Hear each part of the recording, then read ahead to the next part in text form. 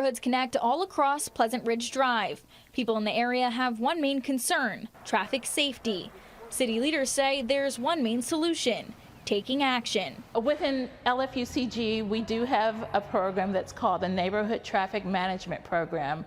And within this program, it allows residents to petition for traffic calming endeavors within their neighborhood. Although filling out the Neighborhood Traffic Management Program application is simple, they say it takes time. Walking around and getting signatures can be the hardest part, but it's essential to the process. It's something that we need to look out for just so kids don't get hurt. Pleasant Ridge Drive is a collector road, funneling traffic from main roads through the neighborhoods. I come here 3 times a week to take the kids out on the playground over here. Something I have noticed though is with traffic, it's a little bit scary when I'm on the sidewalk going over to the playground. People are going pretty fast and it's very easy for maybe a car accident to happen and something happening to them. Many neighbors say they want speed tables. But here on this road, speed tables aren't an option. With heavy traffic and the need for vehicles such as buses or plows to come through the area, there are other solutions that could be effective.